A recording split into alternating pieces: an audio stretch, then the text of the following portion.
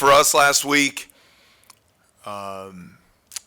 Was thrilled with the defensive stand on the last possession to beat Georgia, and then just loved our guys' response. Coming off that win, I thought we had 2 really good days of preparation and then put together a complete performance Saturday in Nashville. I love the unselfishness that we played with.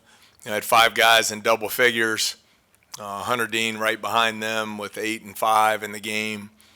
And I thought Trey Hannibal, I don't remember the last time someone scored a single point in a game yet had such an impact on winning. So I thought the great defensive effort, and certainly something for us to build on as we enter the final week of the regular season. Great challenge at Arkansas on Wednesday. I thought they were awesome on Saturday at Rupp Arena. Scored over 100 points. Battle has been phenomenal. Mark, an elite guard. Mitchell at the 5, averaging 14 and 7 over their last 5 games. So it'll be a great test for us on Wednesday night.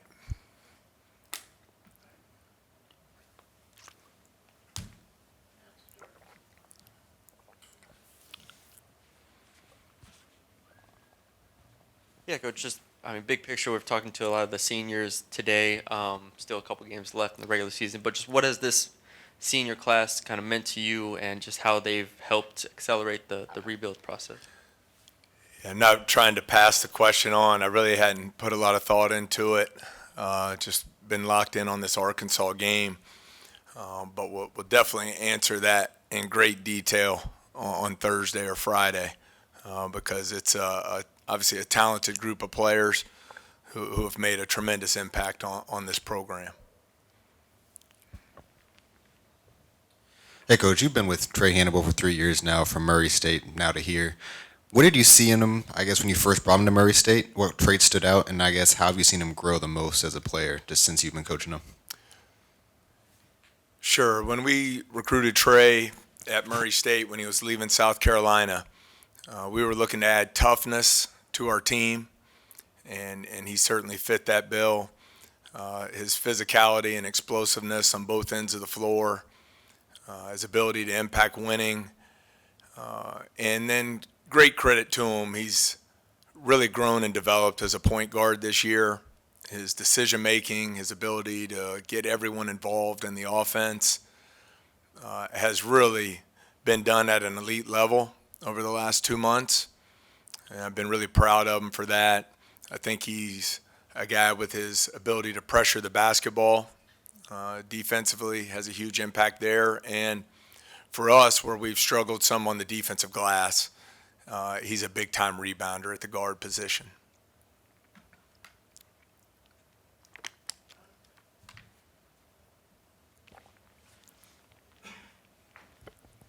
Coach, Tyrell took more shots this past game than I think he has all season. Was that something you wanted him to do in this game and do more going forward? Well, Tyrell's one of the best three-point shooters in the league by the numbers in the country. So I thought the guys really moved the ball well. We were able to get a lot of high-quality looks. We shot it exceptionally well in the first half, not as well in the second. But I thought guys just played the right way, and Tyrell took a lot of high-quality shots, and we want to get him as many of those type looks as we can. Just wondering some injury updates on Cook, Collins, and Stewart. Any of those guys going to be available Sure. this game? Yeah, I'll go through all of, the 4 that we have sitting out right now. Corey Chest is just having a great year. He's added 15 pounds, all muscle. I think has really taken advantage of this year to keep developing his skill set and learn the system. I've been really proud of him there. Damian Collins, rehab is on schedule, coming off the dislocated shoulder. He meets the threshold and all the criteria to take a medical red shirt this year, and that will be our intention with Damian, and I think that'll be really good for him. Hopefully get full clearance this spring to return to live play. Carlos Stewart is still sitting out with knee soreness. I don't anticipate his return this season. And then as you saw on Saturday, Jalen Cook was not with the team at Vanderbilt. He's currently suspended from the team for a failure to meet the standards that I have in place for the program. And then just with Hunter Dean, he made some really timely plays for you guys in the second half in particular. I mean, did you expect that kind of thing from him coming into the year? Because it really seems like he's kind of been a nice bright spot for you guys off the bench in some of those big man minutes. Yeah, Glenn, he's been awesome. There's some things, probably some misconceptions with Hunter. Number one, he tested out as the second best athlete in our program. Plays way above the rim, runs the floor, really good in his lateral movement defensively.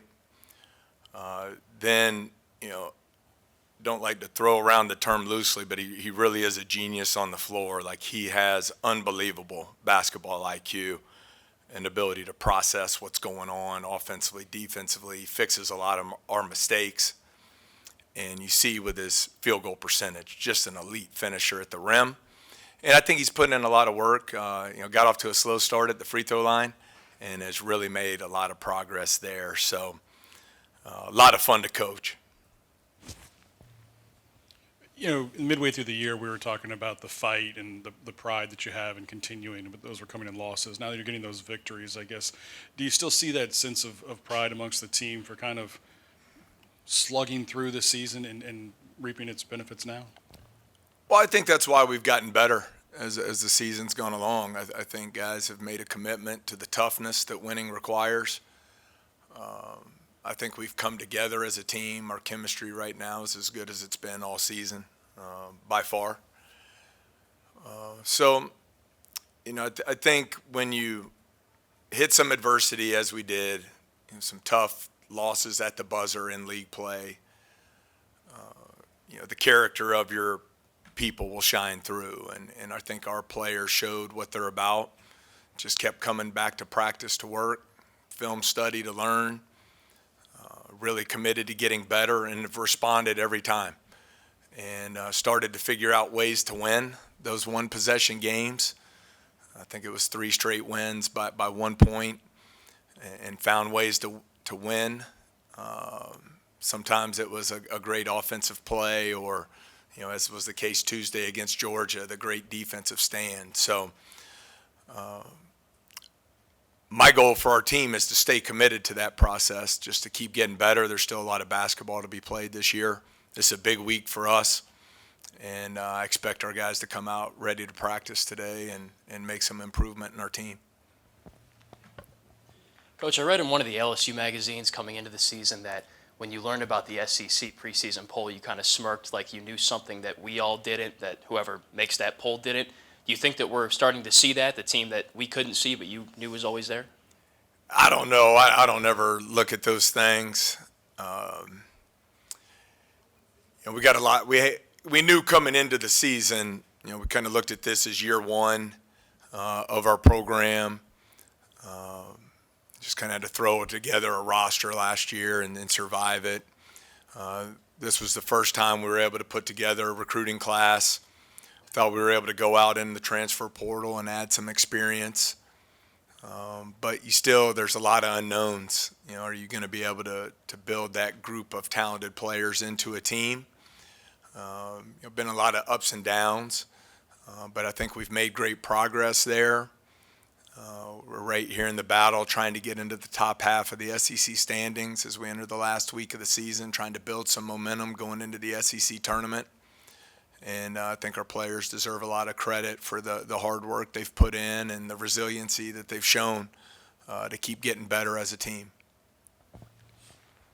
Your approach has always been about the day or the game in front of you, but you've also said that you do talk, postseason picture with the team. So is this a tricky week? Because, like you said, it's a big week. You got a chance to make some moves. Is it tricky for the coach to stay, to get that message across? I don't think it is. Every Monday we kind of just give the state of the union where we're at and what we need to get done. And as I always tell you, it takes about 2 minutes, and then we're on to Arkansas. And that's where our focus needs to remain. We've got a group of players that are playing really well together on both sides of the ball. We know it's going to be an incredible test on Wednesday. when you watch that Arkansas-Kentucky game, that Arkansas looks like a team that will win games in the NCAA tournament. I mean, it was an unbelievable performance on their part. So I think our players understand what defensive effort will be required this week, and what we'll have to do from an execution standpoint to find a way to win on Wednesday. And I think our players have done a good job of keeping the focus where it needs to be, and I expect they'll do the same this week. I mean, you've seen a lot of the year 1 to year 2 development with guys like Tyrell and Jalen. I was just curious. I mean, I know you have a lot of focus on the next 2 games and certainly with what's coming up. But when do you start having conversations with guys about coming back for another year or just that kind of thing? I mean, what kind of conversations do you have? Is that something that starts kind of putting feelers out now, or just how does that go? That's a good question, Glenn. I think that's something that all takes place after the season. Really pleased with the growth and development of both Jalen Reed and Tyrell here in their second season with the program. I think Mike Williams has done great things as a freshman. So I know everyone gets caught up in the portal world, and it's changing in college sports, but I still love the old school player development model where you come in and you play early in your career, and then you take a big jump from your first to second year, and then you get to the junior, senior year, and if you put in the work and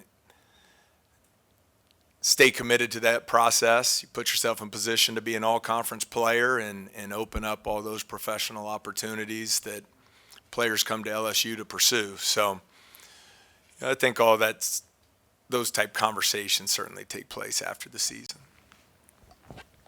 Coach, you talked so highly about Arkansas after that Kentucky game. Do you view them as a bit of a different team than the one that came here that you beat by 21 points back in February?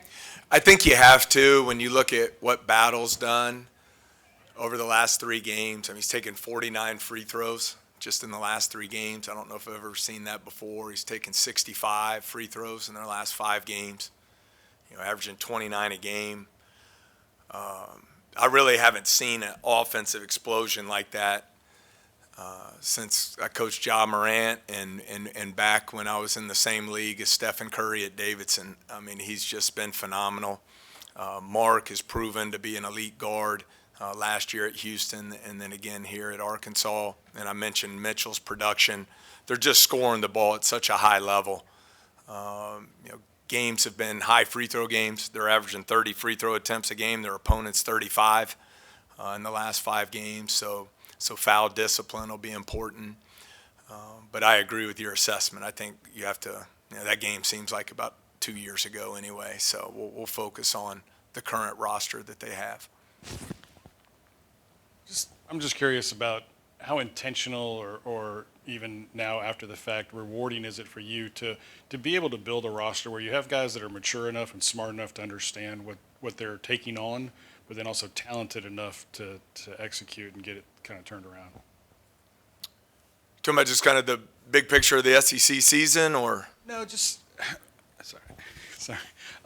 just the task that you were handed, right? And Sure. to get the guys to buy in to do it, that were mature enough not to pout or get frustrated, but again, talented enough to be able to get out there and execute it. That seems like a very fine line that you were able to walk. Yeah, I mean, I love our roster. I love the guys we were able to bring in this year and the 5 that we returned from last season. I've said it before. I think it speaks to who they are not only as players, but the challenge they're willing to take on to come in and be a part of a building process. So we still got a lot of work to do. But I am pleased with the progress that's been made, and all that credit goes to the players. When we lost some of those tough games in the league in January, I think lesser people would have folded. And I think just their ability to stay the course and keep coming back to get better each day. And it's rewarding to get to see them celebrate some of those moments.